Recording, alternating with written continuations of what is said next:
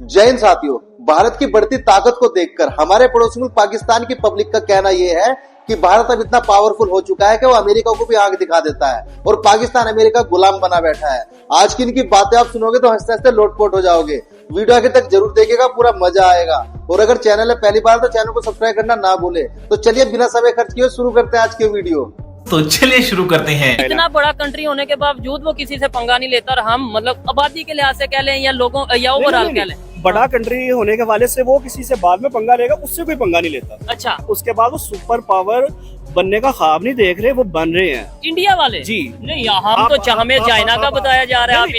China तो बन गया ना। अच्छा। चाइना तो बन गया है, लेकिन जो अगली दौड़ के अंदर आपका शामिल है ना, वो सब नियरेस्ट कंट्री में इंडिया। आप रिसर्च करें उसके ऊपर। नहीं, इसमें तो ये चीज मैंने भी देखी है कि उनके जो अभी प्राइम मिनिस्टर आए हैं, तीसरी दफा इलेक्ट होकर उन्होंने अपना नारा ये रखा है कि तीसरी बार मतलब तीसरी बड़ी इकॉनमी, हम पूरी दुनिया की तीसरी बड़ी इकॉनमी बनेंगे इंडिया। फिर उन्होंने चांद पे पहुंच के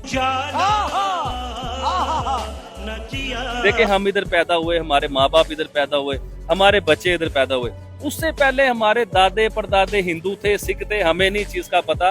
लेकिन हमें ये पता है कि हम भी जो है ना वो चेंज हुए थे, मतलब चेंज हुआ था, कन्वर्ट हुए थे हम लोग। ये मुझे पता है, ये हमारे बड़े बताते हैं। क्योंकि आप राजपूत हैं, इधर से तो सारा समझ आप राजपूत हैं ना। राणा राजपूत हैं हम लोग, और बहुत बड़ी बरादरी है हमारी, कोई छोटी बरादरी नहीं है, बहुत बड़ी कास्ट की। इवन एक दफा आबिद भाई ने इंडिया के एक विलेज का नाम भी लिया था कि भाई मेरी फैमिली वहाँ पे है, या हमारे आप कौन सा विलेज था? दिल्ली के करीब है चोई साहब, तिल मंडपा। अच्छा। और दिल्ली के बहुत करीब है ये। और बुलंदशहर ठीक हो गया, बुलंदशहर वो जो है ना बड़ा मॉडर्न बन चुका हुआ है, अब तो बड़ा आउटस्टैंडिंग बन चुका हुआ है। सुनने में आता है दुबई बन गया है वो।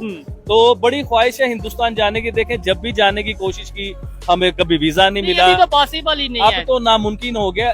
क्या बात है सर, क्या बात है सर, क्या बात है, ये बात है। कौन सा टेररिज्म जो इंडिया ने किया, किस मुल्क पे जाके उन्होंने कब्जा किया, किस मुल्क पे जाके उन्होंने लोगों को जो है वो कत्ल गारत किया, किस मुल्क पे उन्होंने जाके दहशतगर्दी फैलाई, किसी के साथ नहीं की। पाकिस्तान और इंडिया के दरमियान ताल्लुकात जो है वो सिर्फ और सिर्फ एक बॉर्डर, एक डिस्प्यूटेड टेरिटरी की वजह से इनके दरमियान हालात जो है वो खराब होते हैं, और वो भी मिलिट्री लेवल पे होते हैं। इंडिया ने कभी भी ना पाकिस्तानी पब्लिक पे अटैक किया, ना पाकिस्तान को नुकसान या कॉमन पब्लिक को नुकसान पहुंचाया, ना उनको किल किया। सेम एज इट इज कोई भी इस तरह का वाकया जो होता है पाकिस्तानी गवर्नमेंट की तरफ से या पाकिस्तानी पब्लिक की तरफ नहीं होता। चंद जहादी तंजीमें जो होती हैं वो वहाँ पे कर रही होती है। इंडिया ने कभी भी पूरी तारीख उठा के 70-80 ईयर्स की देख ले, किस कंट्री पे जाके एग्रेशन दिखाया है इंडिया ने, बात तो सही है। किस कंट्री पे जाके उन्होंने वॉर ऑफ एग्रेशन किया, किसी पे भी नहीं की। उनके साथ बांग्लादेश तक इंडिया जो है वो क्या आप कह लें कि स्टेट टेररिज्म कर रहा है, लेकिन फिर भी इंडिया ने इसको ऑन नहीं किया था। इंडिया ने इसके अगेंस्ट बात की थी। तो ये एक मिलर जो है ये पगलाए हुए सारे लोग हैं। मैं अपने पापा से सीख गया। गुंडा था अमेरिका, एक उसकी गुंडागर्दी इंडिया भी बर्दाश्त करता रहा, पाकिस्तान भी करता रहा, पूरी दुनिया बर्दाश्त करती रही, चाइना भी बर्दाश्त करता रहा। मगर जब अभी उसकी गुंडागर्दी इंडिया ने मुंह तोड़ जवाब इसलिए दिया है कि एक तो उसको रशिया की सपोर्ट है, उधर से चाइना की सपोर्ट है, ठीक है, और खुद मोदी खुद सुपर हीरो है। क्यों? मोदी ने अब ट्रम्प को कुत्ता बना दिया कि अब तुम मेरे पीछे भौंक, अब मेरे पीछे भौंकता रहे और मैं निकल गया हूँ। ठीक है ना। ये उसका फैसला इंडिया को कहीं से कहीं पहुंचा देगा। ठीक है। इंडिया इस टाइम तीसरे नंबर पे है, मेरा ख्याल है अब दूसरे पे आ जाएगा। ठीक है। उसको इनकार करने से, इसके इनकार से ऑटोमेटिक रशिया उसको और भी सपोर्ट करेगा, क्योंकि रशिया चाइना सपोर्ट करेगा कि रशिया का को टुकड़े करने वाला अमेरिका था। बिल्कुल ठीक है ना। हम मालूम है तेरे बाप को मत सिखा। इस वक्त हमें किस नजर से देख रहे हैं? अभी बता दे भाई, खुदा की कसम दुनिया में कार्टून की नजर से देख रही है। पाकिस्तान की ना पॉलिटिक्स को किसी को समझ आ रही है, ना अवाम की समझ आ रही है किसी को। बात तो सही है। पॉलिटिक्स आपस में लड़ के मार रहे हैं, अवाम नीचे उनके पीछे भाग के मार रही है। जैसे कार्टून ही देखने के लिए फॉर एंटरटेनमेंट हम टीवी पे लगाते हैं, हम एंटरटेनमेंट है।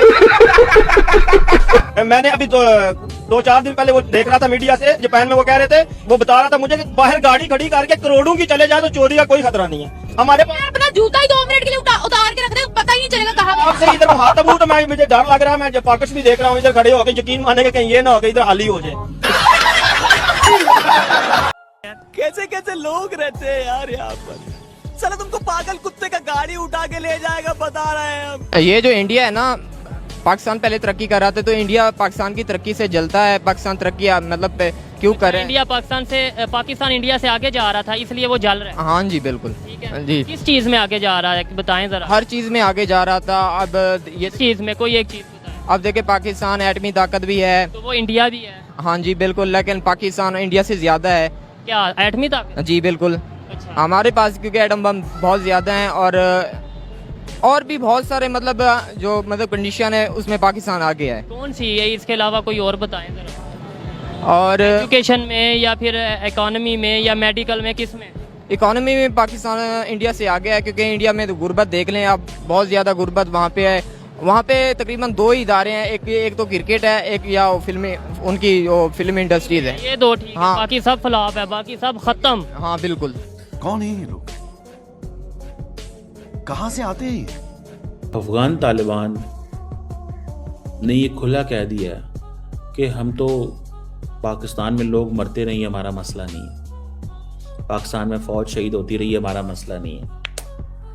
और हम क्या करते हैं यहाँ पे बैठ के, हम चाइना को कहते हैं, ईरान को कहते हैं, दुनिया को कहते हैं, अफगान तालिबान को कहते हैं, लेकिन at the end of the day हमारी कोई नहीं सुनता। अरे साला तुम लोग पागल है क्या? आप बड़ा इंडिया इंडिया करते हो, आपको पता है कि इंडिया में मुसलमानों के साथ क्या हो रहा है? ये चीज अब आप देखिए, इंडिया से वो लड़के, आपका इंटरव्यू में देख रहा था कि 2 लड़के थे इंडिया से स्टडी करके आए थे। हाँ, वो हिंदू थे वो लड़के। अब मुझे ये बताइए कि वो आके अगर कोई ऐसी बात होती तो आपके चैनल पे बता रहे होते कि यार ऐसा कुछ हो रहा है। और हमें देखिए, हम पाकिस्तानी हैं, हमने पाकिस्तान को देखना है, पाकिस्तान में क्या हो रहा है, इंडिया में क्या हो रहा है। भाई चले जो देख लो जाके इंडिया में क्या हो रहा है। तो आप ये फजूल की बातें जो है ना, अजीबो गरीब आप करते हो। पहले पाकिस्तान को देखो, पहले पाकिस्तान के बारे में सोचो। इधर ही कश्मीर बना हुआ है, इधर ही सारे दहशतगर्दियां हो रही है, इधर ही झगड़े हो रहे हैं, इधर मुसलमान ही खुश नहीं है। अभी अपने मुल्क में रह के वो आजादी से नहीं मना सकते हम लोग। इंडिया की बातें मुंह उठा के हम लोग करते हैं। पाकिस्तान इस टाइम जिस लेवल पे हमें ले आए हुए हैं ना, जिस लेवल पे हमें कर दिया गया हुआ है, ये सर चंद महीने गुजर लेने दें, सांस लेनी मुश्किल हो जाएगी। देखा आपने लापरवाही का नतीजा है। जब से बीजेपी आई है ना, उसका एक एजेंडा है कि उसने हिंदुत्व आइडियोलॉजी को प्रमोट करना है और उसने एक हिंदू कल्चर को प्रमोट करना है, और वो मुसलमानों के कल्चर को एज अ थ्रेट परसीव कर रहे हैं। अच्छा, ऐसा आप पढ़ रही हैं? जी, मैंने इसका ऊपर पूरी रिसर्च की है। अच्छा, और ये जो आपने पढ़ा है, पाकिस्तानी ऑथर्स को पढ़ा है कि इंटरनेशनल ऑथर? इंटरनेशनल ऑथर्स को भी पढ़ा है, इंडियन ऑथर्स को भी पढ़ा है, डिफरेंट केस स्टडीज भी मैंने रिसर्च की है उनके ऊपर भी, और मैंने अपना थीसिस इसके ऊपर लिखा है, जिसके ऊपर एनालिसिस ये है कि इंडिया जो है ना 2014 के बाद, जब से बीजेपी की गवर्नमेंट आई है, मोदी गवर्नमेंट में आया है, उसका एक ही एजेंडा है कि उसने हिंदुत्व आइडियोलॉजी प्रमोट करना है। वो चाहते हैं कि हमारी जो स्टेट है ना, वो सिर्फ हिंदू राष्ट्र रहे, हिंदू डोमिनेंट हो, माइनॉरिटी को डोमिनेंस ना मिले। अगर पाकिस्तान की बात करें तो यहाँ के हिंदू डोमिनेंट हैं? नहीं, ये फिर अपनी बात यहाँ पे उनको, हमारे यहाँ पॉपुलेशन बहुत कम है यहाँ पे। पहले नहीं कि अब हो गई या कम, क्यों? हम आपने इस थीसिस में अपने बारे में पढ़ा कि हमारे हिंदू किधर चले गए? सारा जो कंट्रीज है ना, उसमें इंडिया की करेंसी में वो अभी वो ट्रेड करना शुरू कर रहे हैं। इंडिया के सिंगर है, वो कह रहे हैं मैं सिंगापुर के एयरपोर्ट पे उतरा हुआ, मैंने जब अपने इंडियन रुपी में वहां से चीजें ली है ना, तो कहते जलवा है हमारा। मुझे इतना प्राउड फील हुआ है कि मैं यार मेरे इंडियन रुपी में मैंने यहाँ से सिंगापुर से मैं चीजें ले रहा हूँ। क्या बात।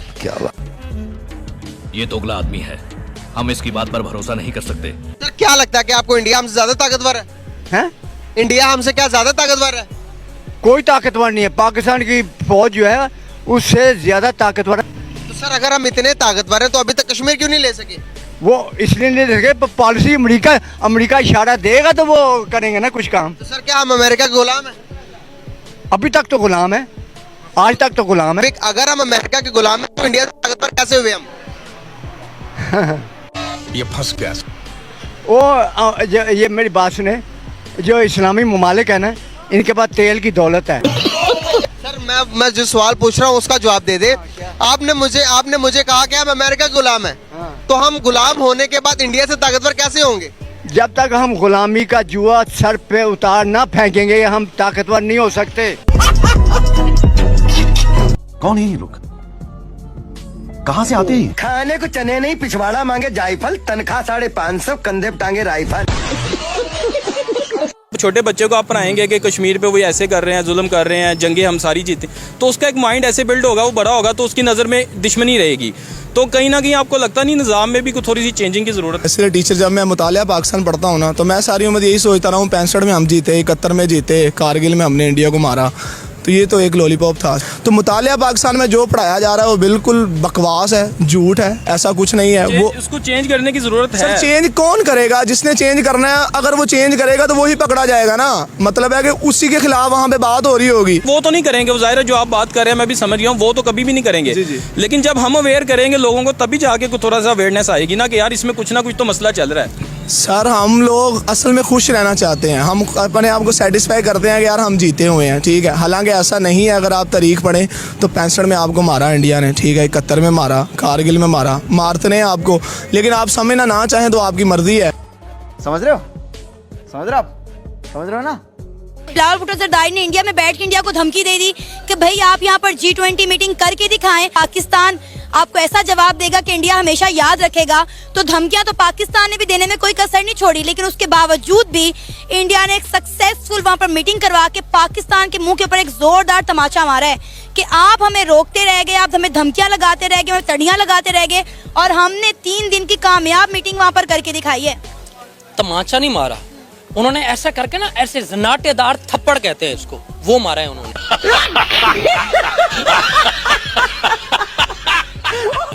भाई धमकियां दे दें, वो जो गरजते हैं वो बरसते नहीं। ये बड़ी अच्छी बात कही आप। सर इंडिया की बात करें, इंडिया तो हमारा एक, हम उसको कहते हैं जी ये हमारा नेबर कंट्री है, लेकिन उसने हर सेक्टर में हमसे आगे निकल गया। टेक्नोलॉजी वाइज देखा जाए, IT सेक्टर वाइज देखा जाए, एजुकेशन वाइज देखा जाए, मेडिसिन में देखा जाए, इंडस्ट्री वाइज देखा जाए, कोई एक ऐसा सेक्टर हमें आप बताएंगे जिसमें हमने उनको जरा मात दी हो, हम उनसे आगे निकल चुके हों? हाँ, मांगने में हमने मात दी है पूरी दुनिया को। मांगने में हमने मात दी है भाई। हम जैसा कोई मांग ही नहीं सकता। सूटेड बूटेड भी हम मांगते हैं, फटे कपड़ों में भी मांगते हैं।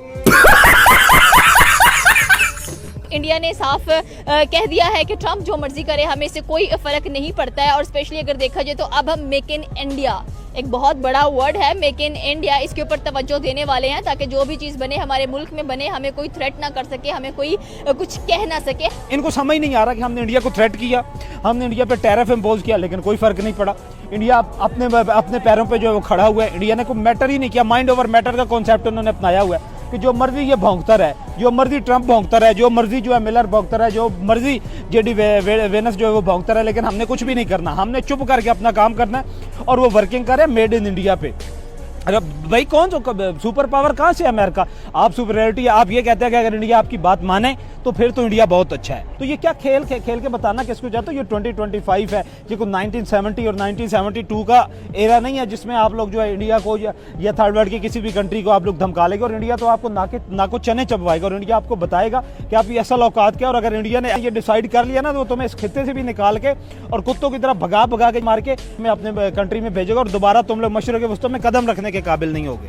क्या बात है सर, क्या बात है सर, क्या बात, ये बात है। बात करें 1971 में हम किस तरह कसूरवार ठहराते हैं इंडिया को? हम अक्सर औकात हम ये सुनते हैं जी ये इसमें इंडिया कसूरवार है। देखिए जब से पाकिस्तान बना है ना, हमारा तो इधर कोई भी नुकसान हुआ हम कहते हैं इंडिया ने किया है। ठीक है जी, हम उन पे इल्जाम लगाते हैं। ये पाकिस्तानी, इंडिया क्या, हर पाकिस्तानी दूसरे पे इल्जाम लगाता है। भाई सगा भाई दूसरे भाई पे इल्जाम लगा देता है, कहता मैंने नहीं किया तूने किया। ठीक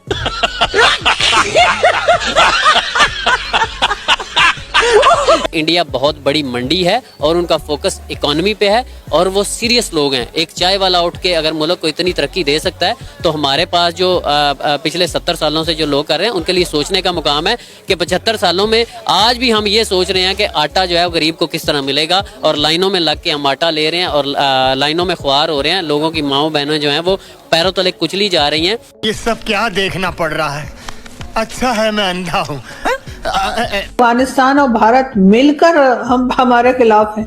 पॉलिसीज देखें ना, भारत के हवाले से क्या कुछ नहीं करते रही है, अफगानिस्तान में क्या कुछ नहीं करते रही है। डॉलर लेते रहे हैं और यहाँ से बंदे भेजते रहे हैं, वो वहां जाके वो दहशतगर्दी करते रहे हैं। दूसरी तरफ इंडिया के साथ क्या कुछ नहीं किया गया। बाकायदा तौर पे मुनज़्ज़म किए गए दहशतगर्द गिरोह, लश्कर तैयबा और जैश मोहम्मद, ये सारे यहाँ पे बेस्ड थे ना। अब अगर वो इकट्ठे हो गए हैं तो वो इकट्ठे क्यों ना हो? जबकि एक ही एंटिटी ने उनको नुकसान पहुंचाया तो आपस में क्यों ना इकट्ठे हों? मेरा ख्याल है कि हमें जंगजुयाना बातें नहीं करनी चाहिए। आप बलोचिस्तान और केपी कंट्रोल नहीं हो रहा, सिंध का बुरा हाल है, इन हालात में जबकि अपने मुल्क के अवाम आपके साथ नहीं है, किसी बाहर की ताकत से जंग लड़ेंगे? बात तो सही है। हम बात करते हैं इस वक्त ऑस्ट्रेलियन प्राइम मिनिस्टर की, तो उन्होंने नरेंद्र मोदी को कहा है कि ये बॉस हैं एंड बहुत सारे ट्रेड एग्रीमेंट साइन किए हैं उनके साथ। आपको क्या लगता है कि जितनी तेजी से इंडिया आगे बढ़ा है नरेंद्र मोदी की गवर्नेंस में, क्या वाकई वो डिजर्व करें बॉस का टाइटल? बिल्कुल एग्जैक्टली, वो क्यों नहीं डिजर्व करते। आप देखें यूएस के जो हैं बाइडन, उन्होंने उनसे ऑटोग्राफ मांगा है, और बॉस तो फिर एक बहुत छोटा लफ्ज़ है, उससे ऊपर का भी हो तो वो डिजर्व करते हैं, क्योंकि वो बड़ी अच्छी तरह जो है अपनी जनता को लेके चल रहे हैं, अपनी सारे सिस्टम को लेके चल रहे हैं। इख्तिलाफात एक जगह है, लेकिन जो उनकी क्वालिटीज़ हैं उनकी दाद देनी पड़ेगी। दीदी वाह दीदी नहीं दीदी वाह दीदी। प्रेसिडेंट ट्रम्प ने प्राइम मिनिस्टर नरेंद्र मोदी की तारीफें शुरू कर दी। भाई ये मुझे बात समझ में नहीं आई। अब यकीन करें यही हुआ है। हुआ ये है कि ट्रम्प साहब ने कहा कि जी शहबाज शरीफ साहब आप जरा खड़े हो जाते। उनकी तारीफें कर रहे थे वो, उन्होंने फील्ड मार्शल की भी बड़ी तारीफ की, जी ग्रेट जनरल और अजीम फील्ड मार्शल वगैरह वगैरह। लेकिन शहबाज शरीफ साहब की उन्होंने बड़ी तारीफ की कि जी ये जो बंदा है ये बड़ा कमाल का बंदा है वगैरह वगैरह। तो साथ में उन्होंने कहा आप खड़े हो जाएं, मैं चाहूँगा कि आप ज़रा स्टैंड अप। तो साथ में ये कहने के बाद उन्होंने प्राइम मिनिस्टर मोदी की तारीफें शुरू कर दी। उन्होंने कहा जी Modi is a great leader, तो मोदी इज़ वॉचिंग अस, कह रहे हैं मोदी हमें देख रहा है इस वक्त। तो ये बड़ी एम्बैरेसिंग सिचुएशन एक नहीं थी कि जी आप जो खड़े किया है शहबाज शरीफ साहब को और तारीफें मोदी की हो रही हैं। अब तौबा तौबा तौबा, थारा मूड खराब कर दिया। तो भाइयों आज की वीडियो आपको कैसी लगी कृपया कमेंट करके जरूर बताइएगा, और हर बार की तरह यही बताइएगा आज की वीडियो में सबसे इंटरेस्टिंग है, सबसे फनी क्लिप्स कौन सी लगी। आज की वीडियो देखने के लिए धन्यवाद। कल फिर मिलते हैं एक नई वीडियो के साथ। और हाँ, यदि आप चाहते हैं कि हम आपके लिए किसी नए टॉपिक के वीडियो लेकर आए तो आप उस टॉपिक का नाम कमेंट करके ही बता सकते हैं। जय हिंद, जय भारत, वंदे मातरम।